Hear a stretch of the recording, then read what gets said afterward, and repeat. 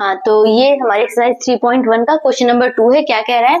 On comparing the ratio a1/a2 b1/b2 c1/c2 find out the whether the lines representing the following pair of linear equation intersect at a point are parallel और coincident. सबसे पहली बात जो मैंने आपको पढ़ा के रखी हुई, 3 कंडीशन होती थी। अगर एक लाइन है a1x plus b1y plus c1 is equal to 0, दूसरी लाइन है a2x plus b2y plus c2 is equal to 0। अगर दो लाइन है तो बच्चों क्या कंडीशन होती थी? a1 अपॉन में a2 अगर बराबर नहीं है b1 अपॉन b2 के, a1 अपॉन में a2 b1 अपॉन b2 के बराबर नहीं है तो हमारा क्या होता था? तो हमारा होता था इंटरसेक्टिंग लाइंस। क्या होती थी? Intersecting line. इंटरसेक्टिंग लाइंस होती थी और उनका सोल्यूशंस क्या होता था बच्चों? जल्दी बताओ। सोल्यूशन जो होता था वो यूनिक होता था, यूनिक सोल्यूशन। उनका सोल्यूशन कैसा होता था? यूनिक। और अगर सोल्यूशन है तो कंसिस्टेंट तो होगा ही होगा अगर सोल्यूशन मिल रहा है। दूसरी कंडीशन क्या थी बच्चों हमारी? अगर a1 अपॉन में a2 बराबर है b1 अपॉन b2 के भी और c1 अपॉन c2 के भी, तो हमारी क्या होती थी? Coincident line. क्या होती थी वो? Coincident lines. कोइंसिडेंट लाइंस का मतलब हुआ एक लाइन के ऊपर दूसरी लाइन, और उसका जो सोल्यूशन होता था भाई एक लाइन के ऊपर दूसरी लाइन आ गई, मतलब हर पॉइंट पे सोल्यूशन। तो ये क्या होता था? Infinitely many solution. Infinitely many solution. ठीक है। और तीसरा मैंने आपको क्या बताया था? अगर a1 अपॉन में a2 तो बराबर है b1 अपॉन b2 के, लेकिन वो c1 अपॉन c2 के बराबर नहीं है, तो वो क्या होती थी लाइंस? वो हमारी पैरेलल लाइंस होती थी। वो कैसी लाइंस होती थी बच्चों? पैरेलल लाइंस होती थी। पैरेलल लाइंस मतलब नो सोल्यूशन। भाई लाइन कभी मिल ही नहीं जाके, जब लाइंस मिलेंगी नहीं तो सोल्यूशन कहाँ निकलेगा? हमें पता है जब लाइंस मीट करती तभी सोल्यूशन हमारा होता है। ठीक है, तो अब हम क्वेश्चंस करते हैं। तो इसको मैं हटा देती हूं और बढ़ते हैं अपने क्वेश्चन नंबर 1 की तरफ। इन दो क्वेश्चनों को भी मैं हटा रही हूँ, उनका कोई काम नहीं है। भी पहले मैं क्वेश्चन 1 कराऊंगी, देन अदर क्वेश्चन कराऊंगी। तो सबसे पहले बात समझो मेरी। क्या कह रहा है? पहली लाइन हमारी क्या है बच्चों? 5x माइनस का 4y plus 8 is equal to 0। दूसरी क्या है हमारी?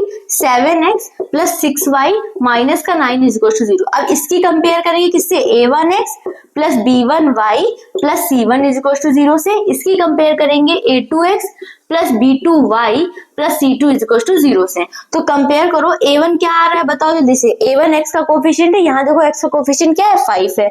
b1 क्या है बच्चों? b1 y का कोफिशिएंट है और यहाँ पे b1 क्या है? माइनस का 4 है। c1 की बात करें, c1 क्या है? 8 है। यहाँ देखो a2 क्या है बच्चों? a2 x का कोफिशिएंट है, a2 यहाँ क्या है? 7 है। b2 की बात करें तो b2 क्या है? 6 है। और c2 की बात करें तो c2 क्या है? माइनस का 9 है। अब बस हम अपना क्या करेंगे? a1 अपॉन में a2 करेंगे। तो a1 अपॉन में a2 क्या है बच्चों? जल्दी बता दो। a1 अपॉन में a2 हमारा 5 अपॉन में क्या है? 7 है। b1 अपॉन में b2 की बात करें तो b1 अपॉन में b2 की बात करें बच्चों तो b1 क्या है? माइनस का 4 है और b2 क्या है? 6 है। अगर मैं इसको सॉल्व करूंगी 2 2 जा 4 2 3 जा 6, मतलब माइनस का 2 अपॉन में 3।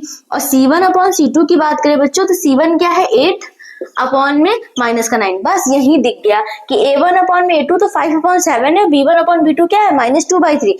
इक्वल ही नहीं है, मतलब 5 upon 7 does not equal to -2 upon में 3, क्योंकि a1 अपॉन में a2 does not equal to b1 upon में b2। बताओ जल्दी कौन सी कंडीशन थी?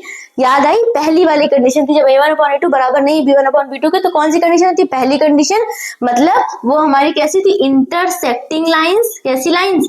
Intersecting lines. आपसे सिर्फ यही पूछा था कि इंटरसेक्टिंग एट अ पॉइंट और पैरेलल या कोइंसिडेंट। तो ये इंटरसेक्टिंग लाइंस। और सोल्यूशन कैसा होगा? Unique solution. यूनिक सोल्यूशन का मतलब क्या होता है? Only one solution. तो ये यूनिक सोल्यूशन होगा। बढ़ते हैं नेक्स्ट क्वेश्चन की तरफ। आई होप आपको समझ में आया होगा। हाँ, तो ये क्वेश्चन नंबर 2 क्या कह रहा है? सबसे पहले तो हम लिख लेते हैं जैसे लिखा है। कैसे लिखेंगे? 9x plus 3y plus 12 is equal to 0। और बच्चों जैसे मैं लिखती हूँ ना, आपको भी वैसे ही लिखना है, उससे ना गलती होने के चांसेस हो ही नहीं सकते। दूसरा क्या है? 18x plus 6y plus 24 is equal to 0। कर लिया? अब हम क्या करेंगे? दो इक्वल लगा दिए। अब इसकी compare a1x plus b1y plus C1 is equal to 0 से। इसकी compare A2x plus B2y plus C2 is equal to 0 से। अब यहाँ बताओ A1 कितना है बच्चों 9 है, B1 कितना है 3 है, C1 कितना है 12 है। A1 है x का कोफिशिएंट, यहाँ x का कोफिशिएंट 9 तो A1 9, B1 y का कोफिशिएंट, यहाँ B1 क्या है 3 तो B1 is equal to 3, C1 is equal to 12।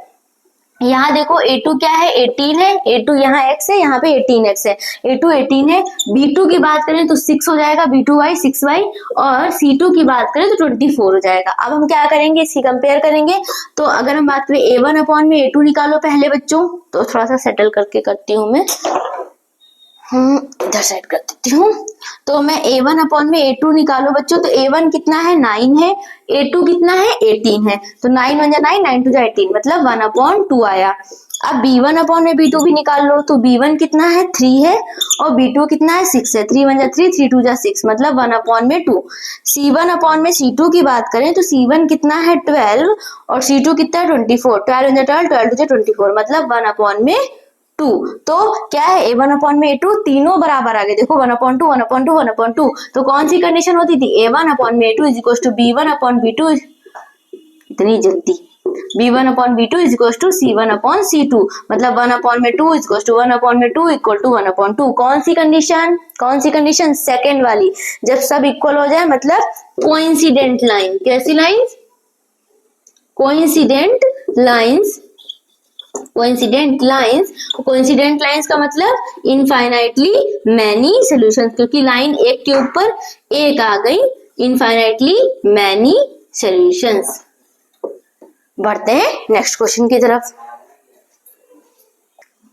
हाँ, तो ये क्वेश्चन नंबर 3 की तरफ बढ़ते हैं। तो सबसे पहला काम, दोनों इक्वेशन को लिख लेंगे, 6x माइनस का 3y plus 10 is equal to 0। दूसरी क्या हो जाएगी 2x माइनस का y plus 9 is equal to 0। अब इसकी कंपेयर करेंगे A1x plus B1y plus C1 से is equal to 0, A2x plus B2y plus C2 is equal to 0 से। तो बच्चों जल्दी जल्दी लिख लो, A1 क्या है, A1 इज योर x का कोफिशिएंट, तो A1 है 6, B1 क्या है माइनस का 3 है, और C1 की बात करें तो C1 क्या है बच्चों, C1 बराबर 10 है। ठीक है, अब हम बात करते हैं यहाँ पे A2 क्या है, A2 है 2, देखो A2 2 है। B2 की बात करें तो B2 है माइनस का 1 और C2 की बात करें तो वो है 9। अब हम क्या निकालेंगे, A1 अपॉन में A2, B1 अपॉन में A2, C1 upon C2। A1 upon में A2 क्या है, A1 6 है, A2 क्या है 2 है, तो 2 से 3 कट जाएगा तो 3 आ जाएगा। ठीक है, B1 अपॉन में B2 की बात करें तो B1 क्या है बच्चों, B1 है माइनस का 3 और B2 क्या है माइनस का 1, -1 कट जाएगा, 1 से इसको डिवाइड करेंगे तो 3 आएगा। C1 अपॉन में C2 की बात करें तो ये क्या है 10 अपॉन में C2 कितना है 9 है, तो ये 10 अपॉन में 9 है। बताओ कुछ दिख गया, हाँ दिख गया कि A1 अपॉन में A2 तो B1 अपॉन B2 के बराबर आ रहा है, देखो 3 3, लेकिन C1 अपॉन C2 के बराबर नहीं है। तो हमारी कौन सी कंडीशन होती थी, A1 अपॉन में A2 तो बराबर है B1 अपॉन B2 के, लेकिन C1 अपॉन C2 के बराबर नहीं है। तो ये 3 is equal to 3 does not equal to 10 upon 9। तो कौन सी कंडीशन होती थी, ये हमारी होती थी पैरेलल लाइंस। और पैरेलल लाइंस का मतलब क्या, सॉल्यूशन मिलेंगे भाई, लाइंस पैरेलल है मतलब लाइंस कभी मीट नहीं हो रही, तो मतलब नो सॉल्यूशन। और अगर सॉल्यूशन नहीं होता है तो वो क्या होता था, इनकंसिस्टेंट। और अगर सॉल्यूशन है, चाहे एक हो चाहे ज्यादा हो, तो कंसिस्टेंट। आई होप आपको आया होगा। बढ़ते हैं क्वेश्चन नंबर 3 की तरफ।